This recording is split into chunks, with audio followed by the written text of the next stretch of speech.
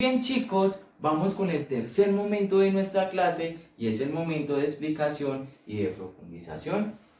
Muy bien, entonces ya habíamos hablado de toda la expansión comercial y económica de Estados Unidos en el territorio americano. Muy bien, es así como en Colombia empiezan a surgir nuevas empresas de origen estadounidenses. Muy bien, entonces ahora sí vamos a hablar acerca de la masacre de las bananeras. Primero, vamos a definir qué es la masacre de las bananeras y posteriormente voy a explicar paso por paso cómo se dio todo el proceso hasta llegar a este hecho histórico. Muy bien, entonces la masacre de las bananeras, la palabra masacre significa matanza de personas. Muy bien, y de bananeras se refiere al sector donde se produce o se exporta banano. Muy bien.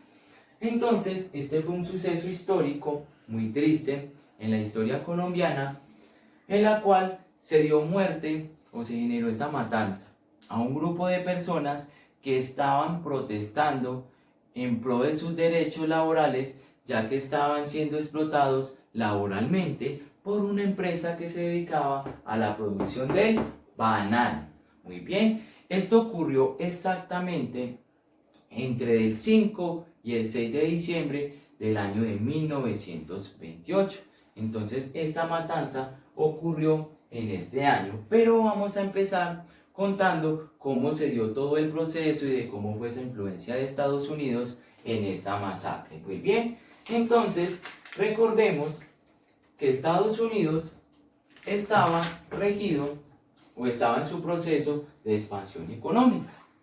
Es como ya habíamos mencionado que en todo el territorio colombiano empiezan a nacer nuevas empresas. Entonces nace una empresa que se llama la United Fruit Company, que se establece en el territorio o en el departamento del Magdalena, específicamente en el municipio de Ciénaga, y la intención de esta empresa era producir banano para exportarlo a Estados Unidos.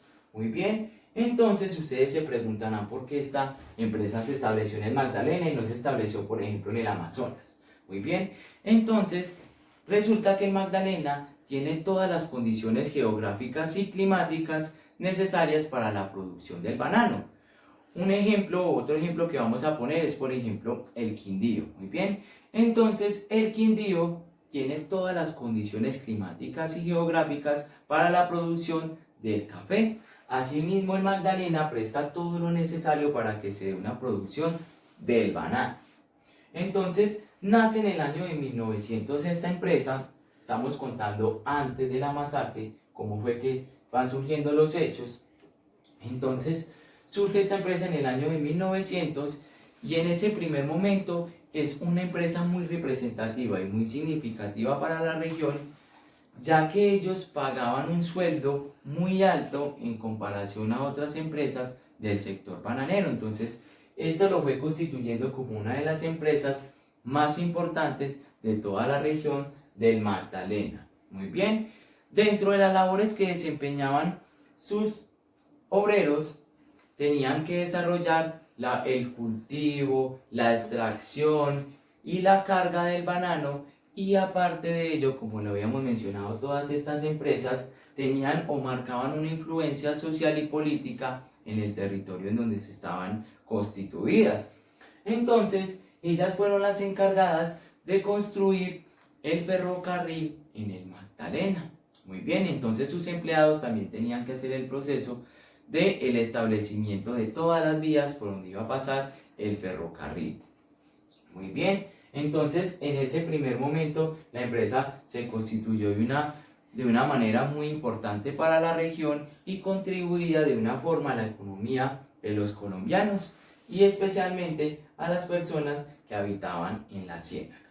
Muy bien, posteriormente el gobierno colombiano nace una ley en el gobierno colombiano, que eso fue en el año de 1915, en donde se promulgaba que toda empresa, ya fuera de origen nacional o de origen extranjero, debía de velar por los intereses y la dignidad laboral de sus empleados. Resulta que este fue el punto de quiebre o el punto de disputa en el cual se fue generando un enfrentamiento entre la empresa United Fruit Company y el gobierno nacional. Resulta que la empresa manifestaba que ellos como tal no tenían empleados. ¿Por qué? La empresa desde el momento que se constituyó lo que hacían era contratar a un tercero, es decir, a una empresa contratista que se encargaba de reclutar a los obreros. Muy bien, pero ellos como tal lo que hacían era pagarle a esta empresa por sus empleados, pero ellos no tenían empleados legalmente constituidos, ya que ellos manifestaban que le pagaban a esa empresa contratista. Muy bien, y que ellos no se iban a acoger a esta nueva normatividad colombiana, ya que ellos no tenían empleados. Muy bien, entonces fue a partir de allí y teniendo en cuenta todo lo que estaba pasando con respecto a la normatividad colombiana, cómo empiezan a surgir los primeros grupos protestantes y las primeras huelgas laborales, teniendo en cuenta lo que ya estaba establecido en esa nueva normatividad. Muy bien, resulta que en el momento la relación entre Colombia y Estados Unidos no era muy buena por lo que había pasado en el canal de Panamá. Recuerden de que Colombia tuvo que ceder todo el territorio de Panamá y a cambio de eso Estados Unidos supuestamente iba a dar un proceso de indemnización a Colombia por todo el territorio perdido en Panamá. Muy bien, resulta que después de esta nueva normatividad de 1915 y ya fueron pasando los años, los trabajadores siguieron ejerciendo su trabajo, fue a partir del año de 1925 cuando Estados Unidos le lanza una amenaza a Colombia en donde si ellos no defendían los intereses de la empresa United Fruit Company, es decir, no dejaban que ella trabajara libremente y de que no pararan las huelgas que estaban ocurriendo en el Magdalena, que lo que iban a hacer eran invadir a través de una flotilla, iban a invadir a todo el territorio colombiano. Muy bien, entonces el presidente del momento, que era Miguel Abadía Méndez, se llenó un poco de temor y de cobardía y lo que hizo fue mandar a 3 batallones del ejército a cargo del general Carlos Cortés Vargas. Se los mandó desde acá, desde Bogotá al territorio del Magdalena con el objetivo de parar las protestas. Muy bien, las protestas iniciaron como tal un 28 de noviembre de 1928.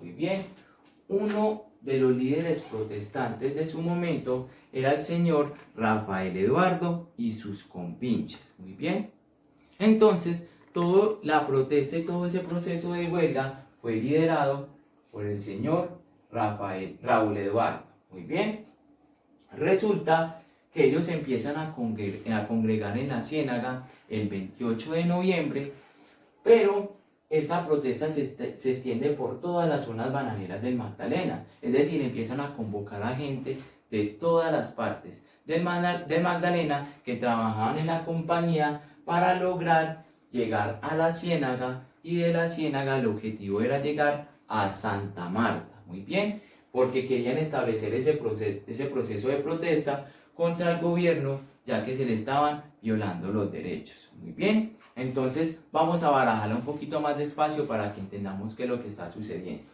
En primer momento, ese 28 de noviembre de 1928, nacen las protestas de ese grupo de trabajadores de la United Fruit Company, ya que se le estaban violando sus derechos laborales. Primer suceso. Segundo suceso, el presidente del momento, Miguel Abadía Méndez, de miedo o de cobardía porque nos iban a invadir los estadounidenses, manda a su general Carlos Cortés Vargas, desde aquí, desde Bogotá, manda 3 batallones para el Magdalena para detener las huelgas, es decir, para parar esas huelgas, ya que si no paraban, lo que iba a suceder era que Estados Unidos nos iba a invadir. Muy bien, y la United Fruit Company, ellos estaban lavando las manos de que ellos no tenían empleados y entonces que a ellos no les podían exigir algo que ellos no tenían. Muy bien, de que ellos seguían trabajando libremente y de que ellos no tenían sus empleados. Muy bien, Entonces, a partir de ese 28 de noviembre empieza la congregación de protestas y como tal, ellos en su proceso de protesta estaban estableciendo 9 puntos que debía de restituir o las peticiones que estaban elaborando contra la United Fruit Company, ya que se les estaban violando sus derechos. Muy bien, aquí tenemos el pliego de peticiones que realizaron esos trabajadores. El primero era un seguro colectivo obligatorio, es decir, que se les asegurara a todas estas personas de manera obligatoria. La segunda era la reparación por accidentes de trabajo. Resulta de que ese proceso de la producción del banano era un poco peligroso y generaba unos accidentes de trabajo.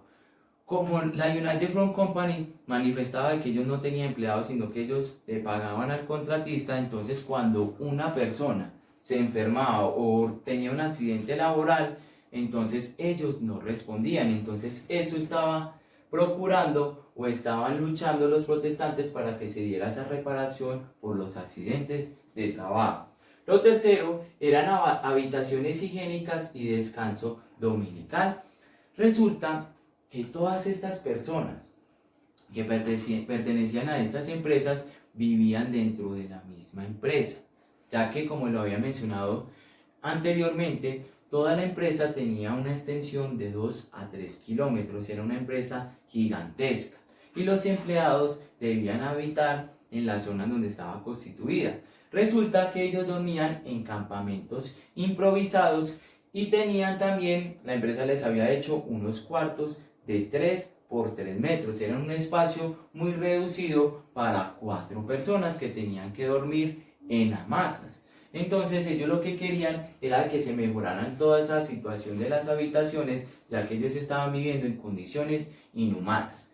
Lo cuarto, era un aumento en el 50% de los jornales de los empleados que ganaban menos de 100 pesos mensuales. Resulta que las personas que trabajaban en esta empresa, a pesar de que recibían un buen sueldo, a ellos no les pagaban por las horas ni por los días que trabajaban, no.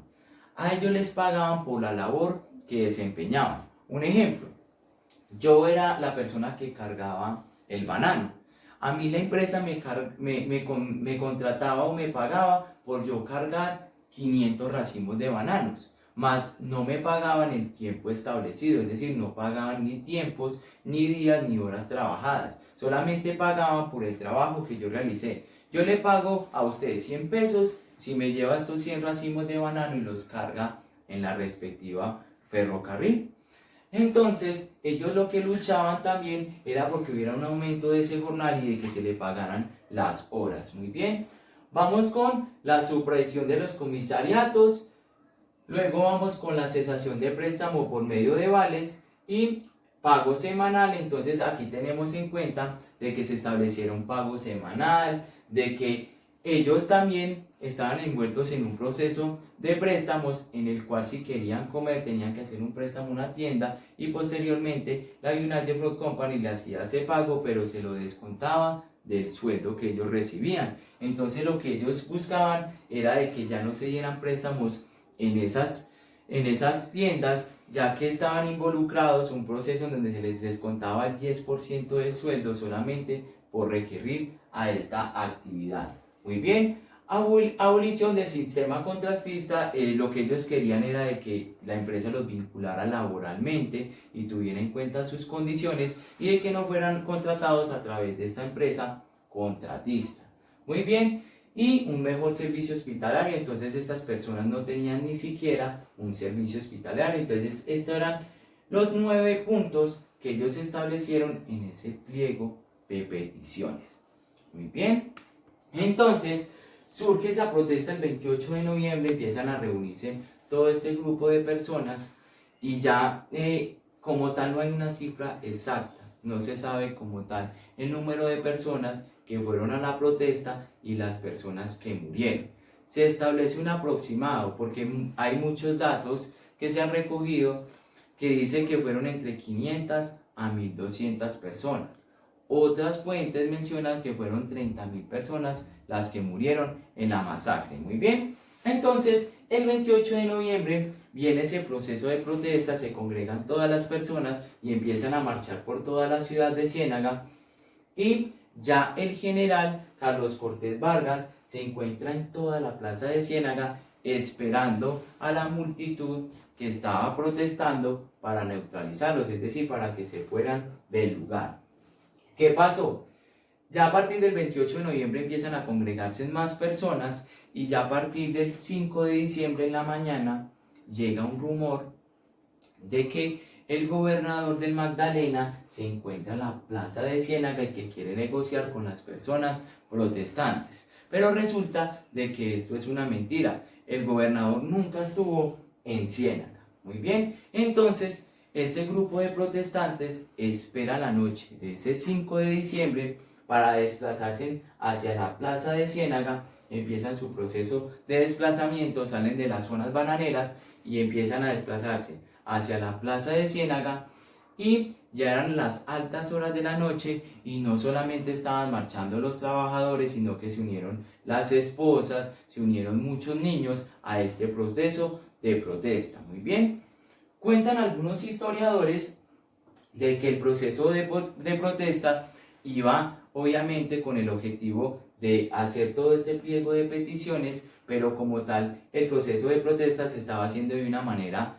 en paz y que se estaba celebrando como si fuera una especie de carnaval, es decir, se estaba celebrando con pólvora, la gente iba cantando, iban protestando hacia esa plaza de Ciénaga. Muy bien, lo que ocurrió fue que ellos llegaron a altas horas de la noche, se estableció el grupo protestante en la plaza de Ciénaga y el general Carlos Cortés Vargas se paró en la plaza principal manifestando a todas las personas que estaban en la huelga que se fueran del lugar, que ellos no querían más protestas, y más teniendo en cuenta que él estaba cumpliendo la orden del presidente, era una orden directa. Resulta que el tema fue tomado como un problema de orden público, es decir, un problema que se estaba saliendo de las manos, y estaban diciendo que todas las personas que estaban en el proceso de huelga eran terroristas y que no estaban luchando ni siquiera por los pliegos que estaban pidiendo, sino que tenían otras intenciones de golpe de Estado. Entonces eso fue tomado como un tema de orden público en el cual el ejército hacía su intervención, y lo que manifestó el general era de que se marcharan del lugar. Muy bien, muchas personas que estuvieron en el momento y relatan las historias cuentan de que el general dio muchas advertencias de que se fueran del lugar, es decir, él estableció como 20 veces, por favor, váyanse del lugar, márchense de aquí, y las personas que estaban en la protesta no querían, es decir, ellos nunca pensaron que les iban a disparar. Muy bien, y más porque estaban rodeados de niños, de personas relacionadas con la empresa, de sus esposas, entonces ellos nunca pensaron de que les iban a disparar. Muy bien, entonces ya se empezó como a generar una especie de burla entre los protestantes con respecto al general, ya que no creían que les iba a disparar, y todos los militares que él había organizado, los había organizado en todos los techos del ferrocarril, es decir, todos los militares estaban ubicados en los techos del ferrocarril, ubicados exactamente en el momento preciso para realizar la masacre. Muy bien, entonces, como ya lo había manifestado, él les estaba diciendo, márchense de aquí por favor, ellos no se querían ir, y después viene ese proceso de burla, y entonces al general no le quedó otra sino de decir que va a contar hasta 10 para que se dé el proceso de desplazamiento de estos protestantes. Muy bien, los protestantes no hicieron caso omiso, y lo que hizo el general fue ordenar fuego a discreción, es decir, empezó a disparar, todos los militares empezaron a disparar y se empezó a matar toda la gente en una forma de masacre, es decir, muertes indiscriminadas de manera rápida. Muy bien, entonces lo que generó esto fue desplazamiento de personas para todas las partes, una gran desorganización y gente en tumultos bregando a salvar sus vidas, y lo que generó ya fue en la mañana del 6 de diciembre la masacre de las bananeras. Entonces, como tal, vuelvo y les explico, no hay un número determinado. porque el gobierno trató de encubrir todas las personas que murieron. En los periódicos locales o en los periódicos nacionales mencionaban de que solo habían matado a 25 personas. Muy bien, pero la cifra como tal está establecida por historiadores entre 500 y 1500 personas que murieron en esta masacre.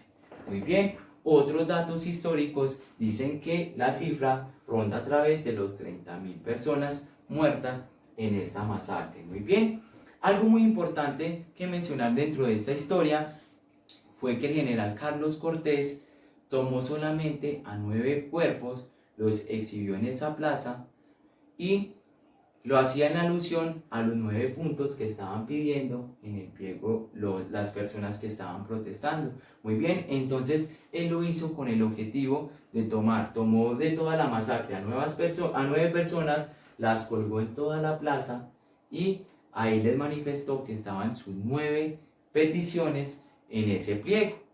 Muy bien, las otras personas fueron enterradas en fosas comunes, es decir, se abrían espacios de tierra, se enterraban a todas reunidas, o lo que hicieron también, por otra parte, fue llevar todos estos cuerpos al Mar Caribe. Recordemos de que en Ciénaga es un punto estratégico del Mar Caribe, y lo que hicieron fue tirar miles de cuerpos a todo este Mar Caribe, los otros los enterraron en fosas comunes y solamente 9 cuerpos fueron exhibidos en la plaza principal, como ya lo había manifestado, como en forma de recordatorio que le hacía generar a las personas que si querían seguir protestando, ahí tenían las 9 peticiones que habían establecido.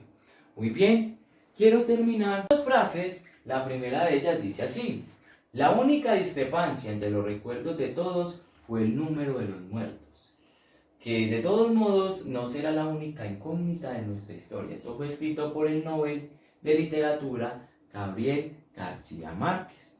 Muy bien, entonces nos pone a reflexionar un poco, es porque habla acerca de la masacre y de que todas las personas que vivieron este suceso coincidieron en todo. En lo único que no se ha podido coincidir es en el número de los muertos, que como tal no es lo más importante. Lo más importante es analizar lo que estaba pasando en el territorio colombiano en su momento. Muy bien. Y hago alusión a este personaje, ¿por qué? Ustedes se preguntarán, ¿por qué? Porque Gabriel García Márquez nace como tal en el Magdalena. Es decir, él está envuelto, o todo este proceso de la masacre está envuelto en el contexto en el donde él nace, él crece y se desarrolla. Entonces, por eso es tan importante para él la masacre de las bananeras, porque es algo que toca sus fibras, ya que es de la región de donde él es. Muy bien, y vamos con la segunda frase, que dice así. Dice: el gobierno tiene para los colombianos la metralla homicida y una temblorosa rodilla en tierra ante el oro americano. Escrito por Jorge Eliezer Gaitán. Entonces esto es otra frase de reflexión y es importante mencionar que la tomamos del Espectador. ¿Por qué? Hace alusión a que muchas veces nuestro gobierno colombiano, y es por eso lo importante, nuestra historia, ha tenido en cuenta más los intereses de otros países, es decir, los intereses de países extranjeros, que más los propios derechos humanos y derechos laborales de las personas. Entonces es una frase que nos viene como anillo al dedo a todo este proceso y que nos deja un momento de reflexión. Por eso es tan importante estudiar la historia, porque a partir de allí es donde podemos aprender y no volver a repetir estos sucesos en un futuro. Muy bien, entonces algo importante mencionar de estos dos autores o de estas dos personas es que en su momento, si no hubiera sido por todo lo que ellos escribieron o por todo lo que ellos relataron a través de sus vidas, tal vez la masacre de las bananeras hubiesen sido un episodio más en la historia de Colombia que estuviera perdido, es decir, un episodio